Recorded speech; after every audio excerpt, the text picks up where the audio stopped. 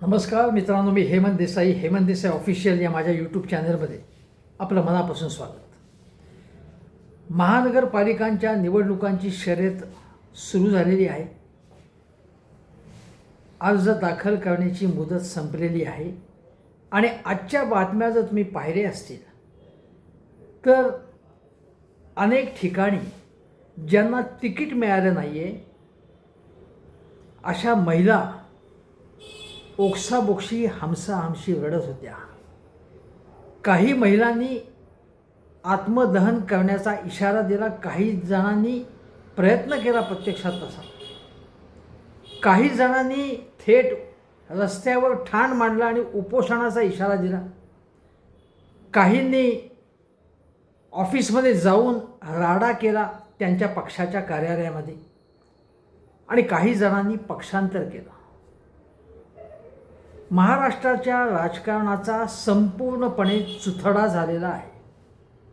एकेकाळी राजकारण गेलं चुलीत असं नाटक होतं आणि ते प्रचंड गाजत होतं. राजकारणाबद्दल तिरस्कार वाटावा अशी स्थिती आज निर्माण झाली आहे. त्या काळात अशा प्रकारची गोष्ट फारशी नव्हती. पक्षावरची निष्ठा, आयडिओलॉजी किंवा विचारसरणी याला महत्त्व होतं. भारतीय जनता पक्षाचा एखादा माणूस काँग्रेसमध्ये जाणं, काँग्रेसमधून भाजपमध्ये येणं किंवा राष्ट्रवादीमधून भाजपमधनं येणं, अशा प्रकारच्या गोष्टी तेव्हा फारशा घडत नव्हत्या. आज मात्र कोणी कुठेही कुठल्याही पक्षात जात आहे, काही धरबंद सोडलेलं नाही आहे. आणि महाराष्ट्रामध्ये ही स्थिती कशामुळे आलेली तर महाराष्ट्रात पक्ष फोडाफोडीला ऊत आलेला आहे. दोन दोन पक्ष मी कसे फोडले हे महाराष्ट्राचे मुख्यमंत्री देवेंद्र फडणवीस हे अभिमानाने सांगतात. एकनाथ शिंदे हे जेव्हा गद्दारी करून जेव्हा भारतीय जनता पक्षाबरोबर गेले आणि त्यांनी सरकार स्थापन करून ते मुख्यमंत्री झाले, तेव्हा आम्ही रात्रीच्या अंधारात कसं भेटत होतो हे ते अभिमानाने सांगत होते. आणि आमच्याकडे कसे नगरसेवक उद्धव बाळासाहेब ठाकरे यांच्या पक्षाचे पटापट येत आहेत आणि तो पक्ष कसा रिकामा होतो आहे हे अभिमानाने सांगत होते. म्हणजे पक्ष फोडणं याला आता एक प्रतिष्ठित विषय झाला आहे. हा प्रचलित तर झालाच आहे, पण याला एक प्रतिष्ठा मिळाली की आम्ही त्यांचे कसे फोडतो, त्यांचे कसे इकडे आणतो. गिरीश महाजन म्हणाले मध्यंतरी की अरे नाशिकमधले सगळ्या पक्षाचे सगळेच लोक आले ना, आपल्याकडे कोणी राहिले का आता, असं ते अभिमानाने म्हणत होते. आणि प्रत्येक पक्ष, मी आता याच्यामध्ये कुठल्याही पक्षाचा अपवाद नाही की कोणीही कोणाबरोबरही जात आहे असं चाललेलं आहे महाराष्ट्रामध्ये. आणि हे सर्वसामान्य माणसांना हे आवडत नाही आहे. याच्यामध्ये काँग्रेस, राष्ट्रवादी काँग्रेसचे दोन्ही गट, शिवसेनेचे दोन्हीही गट, भारतीय जनता पक्ष या सगळ्या पक्षांचा, मनसे या सगळ्या पक्षांचा मी उल्लेख करतोय की या सगळ्या पक्षाच्या नेत्यांनाही जे काही चाललं आहे ते आवडत नसेल अशी माझी अपेक्षा आहे. आणि निष्ठावंतांना तर काही किंमतच राहिली नाही आहे. जर तुम्ही निष्ठावंत असाल, अरे काय म्हणजे तुम्हाला मार्केटमध्ये, राजकारणाच्या मार्केटमध्ये तुम्हाला किंमतच नाही. जसं कॉर्पोरेटमध्ये असतं, एकाच कंपनीमध्ये तुम्ही जास्त काळ राहिलात, अरे काय तुला काही किंमतच नाही बाहेर, म्हणजे तुला बाहेर किंमत नाही तर आम्ही कशाला देऊ किंमत, असं मानलं जातं. त्याचप्रमाणे राजकारणात होतं आहे का आता, का राजकारणाचं संपूर्णपणे कॉर्पोरेटीकरण किंवा बाजारीकरण, व्यापारीकरण झालं आहे, अशी स्थिती आहे.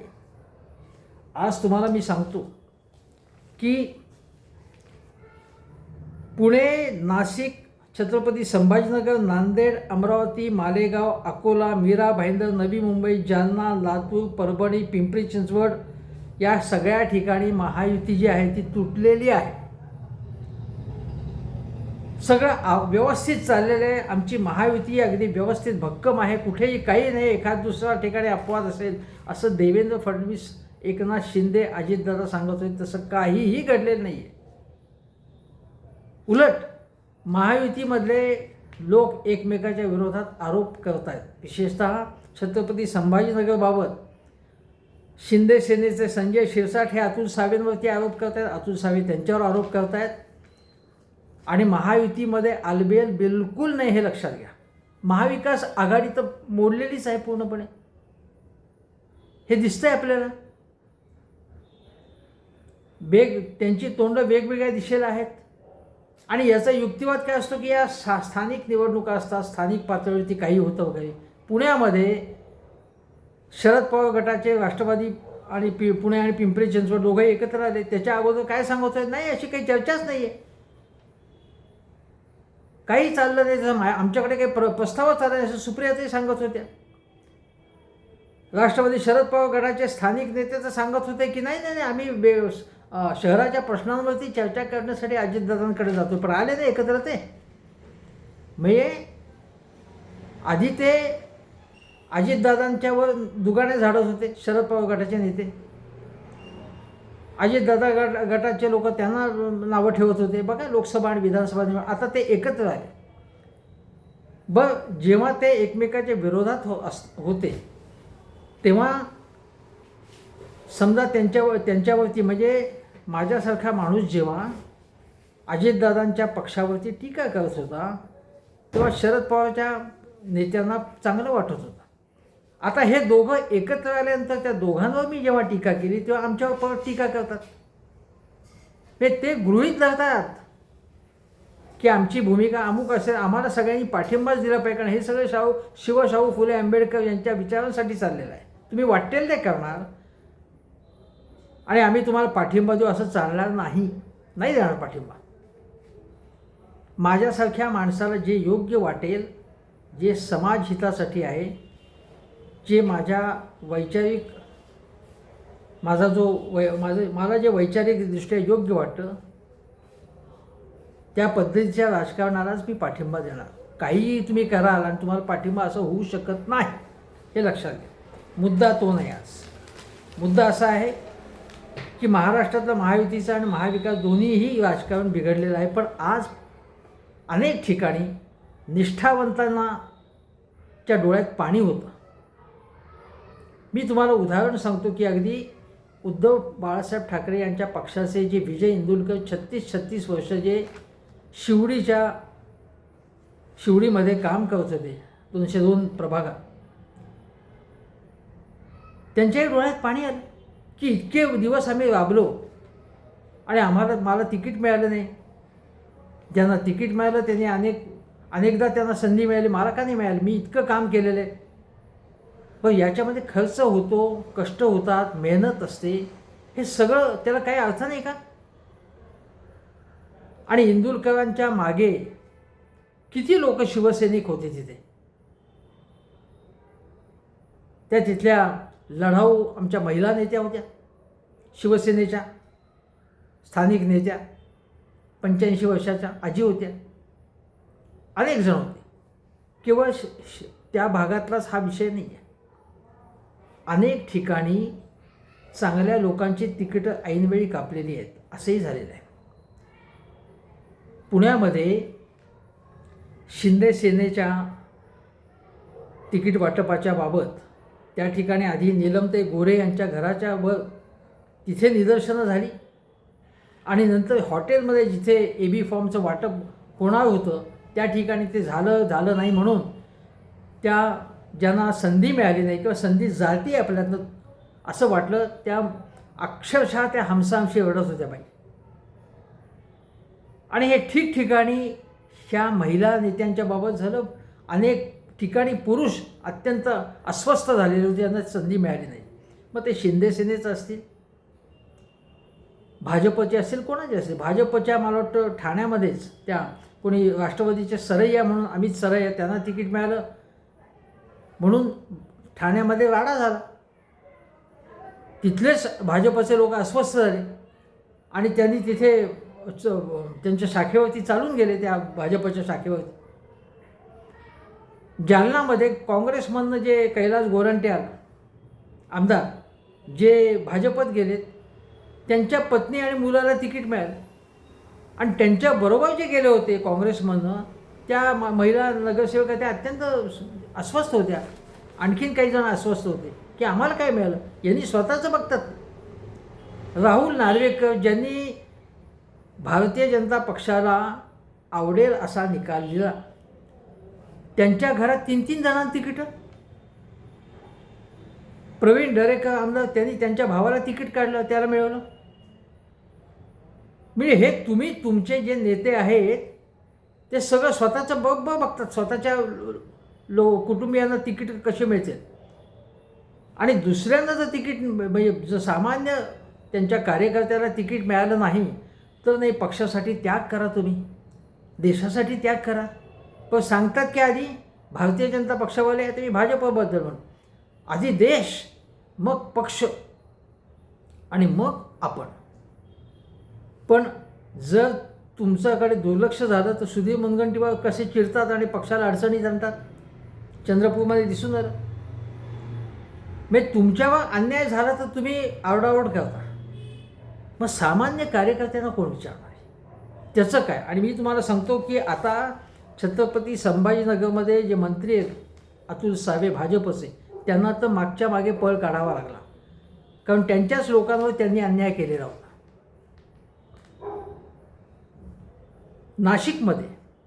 नाशिकमध्ये देवानी फरांदे यांना काहीही पत्ता लागून न देता अनेक गोष्टी घडून आल्या, या भाजपच्या आहेत. आणि गिरीश महाजन हे यांच्यावर तिथे प्रचंड असंतोष, राग दिसून आला. AB फॉर्म्स ज्या व्हॅनमधनं नेरे जात होते त्या गाडीचा पाठलाग केला भाजपच्याच लोकांनी. आणि भाजपच्या लोकांनी आधी गिरीश महाजनांना घेराव घातला होता, तुम्हाला आठवत असेल तर. आणि तुम्हाला सांगतो की नावानिशिवाय काही जणांनी भारतीय जनता पक्षाबाबत पैसे घेऊन तिकीटं दिली असे आरोप केले. भाजपच्याच लोकांनी भाजपवरती आरोप केले, हे लक्षात घ्या. म्हणजे हा भारतीय जनता पक्ष हा अतिशय स्वच्छ पक्ष आहे, पवित्र पक्ष आहे असं बिलकुल नाही. राजकारणाचा जो चिखल आहे तो चिखल त्याच्याही अंगाला चिकटलेला आहे. फडणवीस म्हणत होते सगळं व्यवस्थित आहे, सगळं व्यवस्थित. तसं काहीही व्यवस्थित नाही आहे.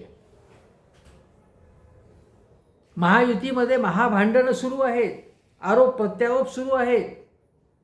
आणि त्याचवेळी भारतीय जनता पक्षामध्येच नाराजी आहे. आता तुम्हाला सांगतो की राष्ट्रवादी शरद पवार गटाच्या राखी जाधव या मुंबईच्या अध्यक्ष, त्या काय म्हणाले की माझ्या लोकांना तिकीटं मिळाली नाही कारण आम्हाला जागाच कमी मिळाल्या शरद पवार गटाला मुंबईला, आणि माझ्या लोकांना जागा कमी मिळाल्या म्हणून मी भाजपत जाते. अरे काय प्रकार काय आहे, काय आयडिओलॉजी आहे. तुम्ही काय करा की स्वस्थ बसा, तुम्ही पक्ष सोडा तुमचा आणि काही करू नका तुम्ही. पण तो पक्ष सोडून या पक्षात आला तुम्ही, आणि मग या पक्षात तुमच्या सगळ्या लोकांना भाजपमध्ये तिकीट मिळालं. बरं, भाजपमध्ये त्यांना तिकीट मिळालं होती, भाजपवाले चिडले की आज आले, काल आल्या, आज तिकीट मिळालं त्यांना. हा काय प्रकार आहे. आता यामध्ये नाशिक असेल, मुंबई असेल, ठाणे असेल, सगळीकडे भारतीय जनता पक्षामध्ये असंतोष होता. आणि अनेकांची तक्रार होती की बाहेरच्या पक्षातनं आलेल्याला पायघड्या घातल्या जात आहेत, आणि स्वतःच्या पक्षात ज्यांनी राबले, भाजपचे अनेक निष्ठावंत आहेत जे राबले, म्हणजे उन्हातान्हात राबले. ते म्हणतात की आम्ही काय पाप केलं, आम्हाला तुम्ही प्रॉमिस केलं होतं तेही तुम्ही वचनभंग केला, आम्हाला गंडवलं तुम्ही. आणि जे बाहेरून आलेले त्यांचा जय जयकार करण्यासाठी आमचा जन्म झाला आहे का, त्यांच्यासाठी आम्ही करायचं, त्यांच्यासाठी सतरंजा अंतरायच्या, त्यांचा जयघोष करायचा. किती वर्ष करणार आम्ही. हे भाजपच्या निष्ठावंतांचा आक्रोश आहे. आणि भाजपत असे अनेक जण आलेले आहेत. प्रवीण दरेकर मनसेमधनं भाजपत आले, किती महत्त्वाचं स्थान मिळाले. प्रसाद लाड बाहेरून आले, त्यांना किती महत्त्वाचं स्थान मिळाले. सगळे देवेंद्रजींच्या जवळचे. आणि जे भाजपमध्ये होते, माधव भांडारी ते कुठे आहेत, कांताताई नलावडे कुठे आहेत, त्यांना काहीच महत्त्व नाही. हा कोण एक भाजपचा एक पोरकट प्रवक्ता येतो, त्याला लगेच नगरसेवक पद मिळतं?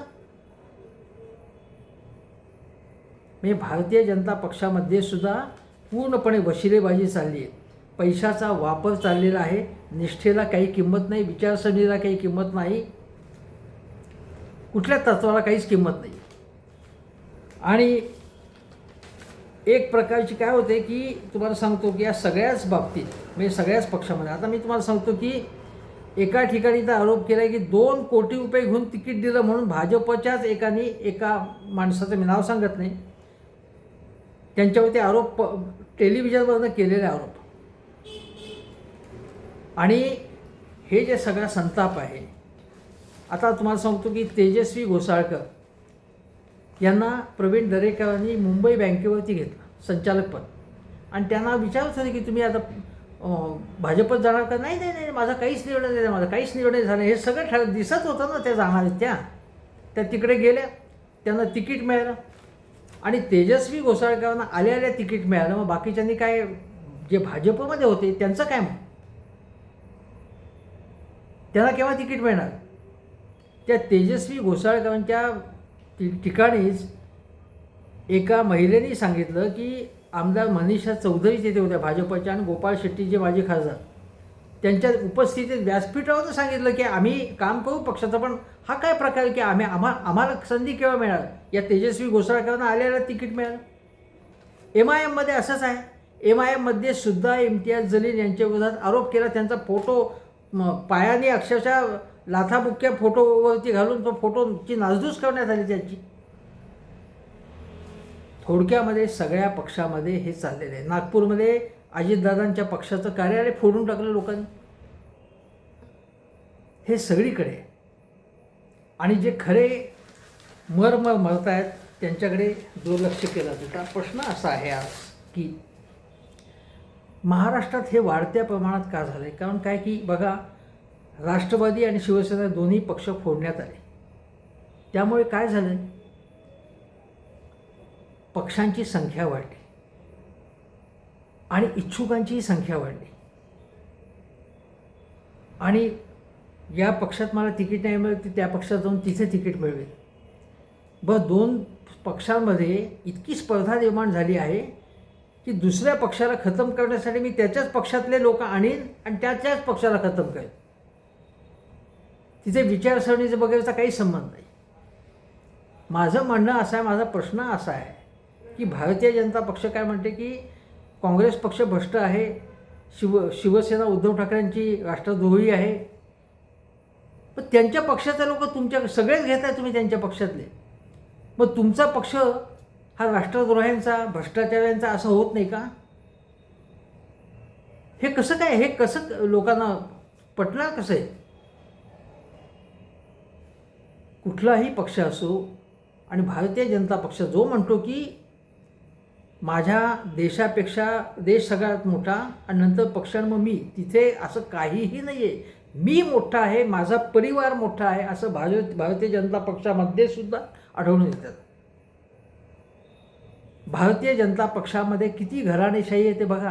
काँग्रेसवर तुम्ही आरोप केले मान्य आहे, पण भाजपचं काय, भाजपत किती घराणेशाही आहे. शिंदे सेनेमध्ये सुद्धा नरेश मस्के जे खासदार ते काय म्हणाले, लोकांचा आग्रह आहे की माझ्या मुलाला तिकीट मिळायला पाहिजे. लोकांचा आग्रह आहे. कोण लोक आहेत? तुमचे चमचे म्हणजे लोक नाहीत. तुम्ही पोल घेतला त्यांचा, आपल्या मुलाला घुसवायचा प्रयत्न केला. शेवटी विरोध झाल्यावरती शिंदेंना त्याचं तिकीट कापायला लागलं. पण नरेश मस्केने आपली नाराजी दाखवली ना, नाराजी त्यांनी प्रकट केली एक प्रकारे. एक तुम्हाला सांगतो की विचारसरणी पूर्णपणे महाराष्ट्रामध्ये विचारसरणी लोकांनी आग लावलेली आहे, काही संबंध आहे. जो पैसे देईल त्याला मत द्यायचं असं लोकांनी ठरवलं का, असा प्रश्न पडावा अशी स्थिती आहे. आणि तिसरी गोष्ट अशी की जी व्यक्ती त्या पक्षासाठी जीव ओतून काम करते, काही पक्षांमध्ये असं आहे की त्यांची शाखा चालवण्याचा खर्चसुद्धा ती व्यक्ती करते. त्याचं भाड्याची असेल शाखेचं जागा, ते भाडं भरते. ते स्वच्छ ठेवण्यासाठी समजा एखादा सफाई कर्मचारी त्याचा पगार द्यावा लागतो, क्लर्कचा पगार द्यावा लागतो, हा सगळा खर्च करायचा माझ्या पक्षासाठी. नोकरी एखादा मी करत असेल, नोकरी संपून लगेच पक्षाच्या कामाला लागायचं, पक्षासाठी वेगवेगळे उपक्रम करायचे, त्याचा खर्च मी सोसायचा आणि मला तिकीट नाही. ते दुसऱ्या पक्षातनं आलेल्या तिकीट, आयत्या बिळावर नागोबा, किंवा घराणेशाहीमध्ये अनेक वर्षोनुवर्ष सत्ता मिळवल्यानंच तिकीट द्यायचं, किंवा चमचेगिरी करणाऱ्यांना तिकीट द्यायचं. ज्यांनी अगोदर बंडखोरी केली असेल, पक्षाशी द्रोह केला असेल, त्यांना तिकीट द्यायचं, असं सगळ्या पक्षात चाललेलं आहे. आणि काही पक्षांमध्ये पैसे देऊन तिकीट मिळवलं जातं आहे असा आरोप केला जातो आहे. त्यामध्ये दुर्दैवाची म्हणजे भारतीय जनता पक्षाला का नीतिमान पक्ष त्याच्यामध्ये त्याच्यावर असे आरोप होतात. काय होणार महाराष्ट्राचं? आम्हाला वाटलं की महाराष्ट्र आता स्वच्छ होणार, महाराष्ट्र साफ होणार, कारण महाविकास आघाडीचं भ्रष्ट सरकार गेलेलं आहे, महायुतीचं सरकार आलेलं आहे. अगदी म्हणजे जणू काही स्वर्ग महाराष्ट्रात येणार. हे कसं काय? असं होताना दिसत नाही आहे.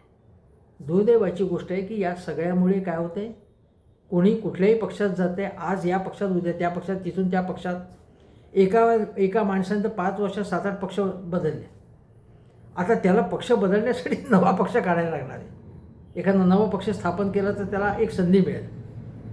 हे काय चाललं आहे महाराष्ट्रामध्ये? राजकारणाबद्दलची एक तिरस्काराची भावना, राजकारणाबद्दल आणि राजकारण्यांबद्दलची ही याच्यामुळे वाढीच लागेल. माझ्या मते सगळ्या पक्षाच्या धुरीणांनी, प्रमुखांनी याचा विचार केला पाहिजे, केवळ एकमेकावर आरोप करण्यापेक्षा. यामधून लोक राजकारणापासून दूर जायला लागतील आणि यामध्ये जे त्यातल्या त्यात चांगले राजकारणी आहेत, हे सगळेच चोर आहेत असं लोकांना वाटायला लागेल. जे चांगले आहेत ते सुद्धा याच्यामध्ये भरडून निघतील. हे देशाच्या, महाराष्ट्राच्या दृष्टीने हिताचं नाही आहे. महाराष्ट्राच्या राजकारणाचा चिखल झाला आहे आणि सर्व राजकीय पक्षांची आणि नेत्यांची याच्यामध्ये जबाबदारी आहे. कोणीही माझी जबाबदारी नाही याच्यामध्ये असं म्हणू शकत नाही. सगळेच जण जबाबदार आहेत याच्यामध्ये, एवढंच सांगतो. आणि हेमंत देसाई ऑफिशियल हा माझा यूट्यूब चॅनल जरूर बघा. शेजारचं बेल आयकनचं बटन दाबा, चॅनल सबस्क्राईब करा. धन्यवाद.